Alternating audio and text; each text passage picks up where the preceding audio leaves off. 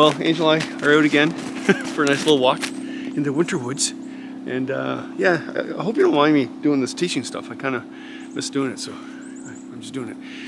I only got one more week left before I go on tour to present at shows at the Toronto Outdoor Adventure Show, Kinocopia, Quietwater, stuff like that. So just getting out as much as I can, to be quite honest. Beautiful morning. This is not even mid-February, but things are happening. The cardinals are doing the call for spring. Chickadees are doing their call for spring. Another bird back there, I don't even have a clue what it is, but it's calling. Yeah, cool. Anyway, I want to talk about poplars. Poplar tree, it's a very popular tree. Really, are you all right, Angel? No, okay.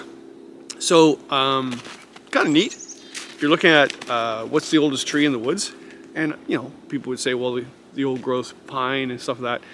It's not really true some of the time. It's the ones behind me. It's Trembling Aspen or poplar. This one is Trembling Aspen. You've got balsam poplar, large tooth aspen, and Trembling Aspen. So how I know this is Trembling Aspen is that if you look at, let me see if I can get that close.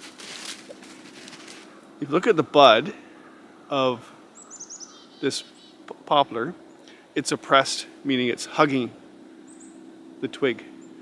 And how I remember that to be Trembling Aspen, it's afraid, so it's hugging itself. So it's oppressed.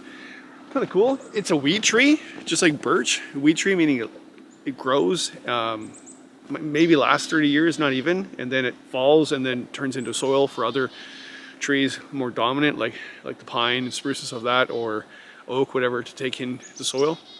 But it's not really dead. This is the cool thing. So you might think this is a young tree, and yes it is.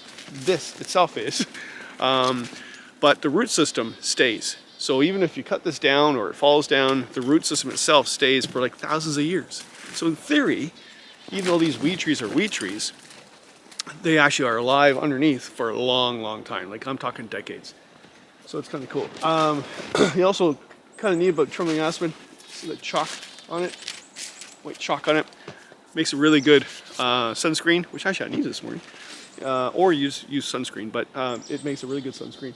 The inner bark, if you take this inner bark and boil it up into tea, it has ASA, like aspirin. So if you have a headache, you've got yourself an aspirin. I'll show you right now too. This has been marked by a deer, not this year, last year, maybe the deer before, a year before. But yeah, the deer are going to start losing their antlers right now, or thinking of it, because they don't need them anymore. Deer and moose grow their antlers to impress the females. It's like, it shows you, the female, how healthy it is. If it's got a good rack, it's healthy, and then the female will say, yeah, okay, I'll mate with you. And it doesn't show its age by it. You age a deer and a moose by its teeth, but that's another story. But yeah, it's so when it doesn't need its antlers anymore, it's like, well, why do I have these? So it just bangs them off and just put your cartilage, and uses things like this aspen here to get rid of his antlers. Anyway, kind of cool. Just thought I'd share that bit with you. Angel loves being out today.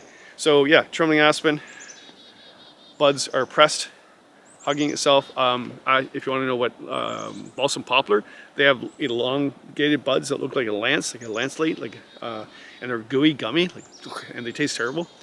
And large tooth aspen has powder on it, like talcum powder on the twig. So that's how you tell that. I don't see any around here, but it's Trembling Aspen, chalky substance. That's a cool story. That's a really cool story. So if you look behind me, at the ones back behind me, it kind of looks like a birch tree, right? I made a lot of money doing this. So BBC came here to do a whole bunch of films on the history of Canada and the canoe.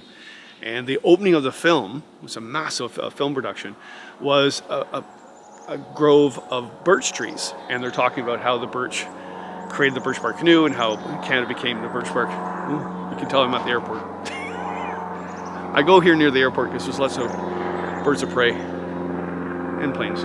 Anyway, so what happened was they opened up this massive production with a grove of birch trees and talking about the birch bark canoe. The producer kind of knew it, and he goes, can you do me a favor, Kevin, have a look at this film, just verify those are birch trees, right? And I went, No, actually they're Trembling Aspen. That's a grove of Trembling Aspen.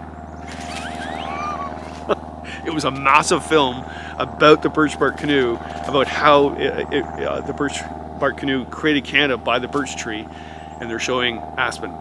So I got some money for that. I saved your bacon, as they say, eh?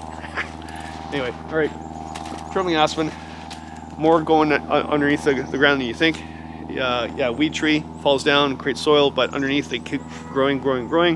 So in theory, you might see like a 300-year-old pine growing around here, and you think that's the oldest tree. Not really. Down here is the oldest. Thanks for coming out.